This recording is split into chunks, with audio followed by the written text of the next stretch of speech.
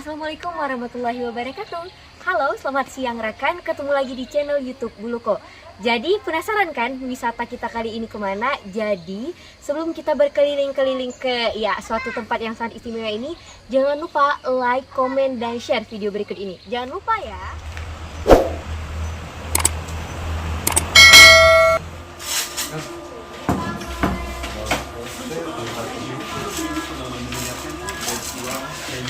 Oke, jadi hari ini kita disuguhkan langsung kopi oleh pemilik kopinya, yaitu Pak Gimber. Kita hari ini akan melihat proses pembuatan Japanese coffee ya Pak? Ya, Japanese ya. Ya, Japanese itu langsung ada es, bongkahan es di ini. Ini untuk kopi, kebetulan ini kan lagi musim panas nih toh. Bukan musim panas, di kita musim kemarau. Nah, akan lebih fresh dan segar ketika minum kopi yang langsung terekstraksi dengan si esnya toh. Nah, jadi ini metodenya pakai alat P60 namanya. Nah, ini di pouring aja. Nah, ketika lagi air yang dikucurkan si kopi, saya bilang itu terjadi blooming tuh. Blooming, bahasa saya adalah kopi dan si airnya itu ta'arufan tuh, kenalan tuh. Ekstraksi adalah ketika si kopi bilangin si goodbye sama si bubuknya. Itu ekstraksi, itu turun tuh, itu ekstraksi. Nah, menariknya kopi yang diminum kayak gini selain segar, akan muncul kopinya baru 3 hari yang lalu saya gongseng dan natural proses namanya. Kemudian akan muncul sweetness, rasa manis di ujungnya walaupun sangat tipis sekali tuh. Tentu saja nggak semanis gula pasir tuh Bapak. Jadi rasa manisnya tuh dari kopinya langsung ya Pak? Iya. Dan ini nyaman diminum oleh semua orang walaupun beliau itu nggak pernah minum kopi. Ini akan nyaman di mulut semua orang. Berarti oke untuk semua kalangan ya Pak? Pasti, ya. Nah, oke. Kita tunggu aja prosesnya nanti sampai segini nih kira-kira ini berapa itu ya. Biasanya kita pakai timbangan Bapak untuk buat itu. Ya, untuk biar ketemu tuh presisinya tuh ketemu berapa ukuran yang kita inginkan tuh. Jadi nggak disesuai ditakar-takar, jadi memang ada takarannya langsung ya Pak?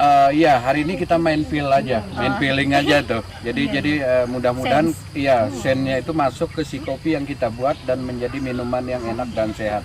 Ya. Penasaran saya dengan rasanya ya Pak. Apalagi dibuatin langsung sama ininya. Iya. Nah, kesalahan dasar biasanya ibu-ibu menyeduh kopi di rumah adalah ibu menunggu airnya mendidih. Nah, ketika air mendidih dicampur dengan si bubuknya, si ibu sebenarnya udah membakar si kopi untuk kedua kalinya. Makanya rasanya tuh lebih dominan pahitnya tuh ibu. Jadi kalau kopi, saya kan udah gongseng tuh, itu kan dibakar kopinya. Nah, ibu pakai air dispenser aja 80-85 derajat. Sehingga kemudian si air tidak merubah rasa si kopi.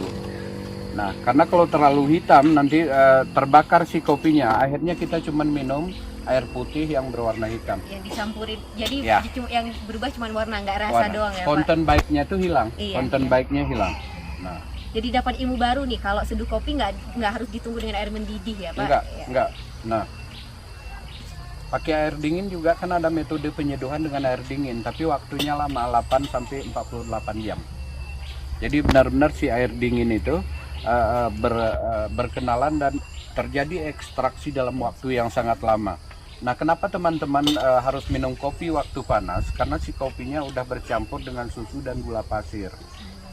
Nah, ya, karena gula pasir kalau dingin di perut dia akan berubah menjadi asam dan alkohol. Makanya kemudian orang kembung ibu. Naik asam lambung ya Pak?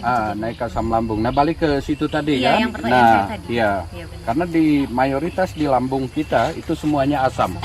Kita makan kuah belangong sisanya itu jadi asam, jadi lemak tuh. Kita makan kari itu juga tuh.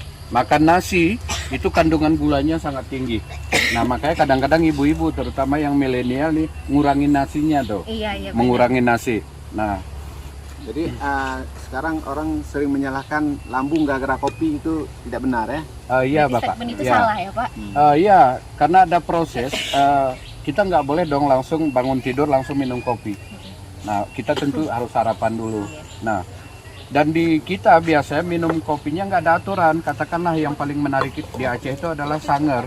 Orang pagi, siang, malam minum sanger tuh. Nah, kalau di luar biasanya karena orang-orang non-muslim, malamnya mereka ke party itu dan ada minum alkohol kan.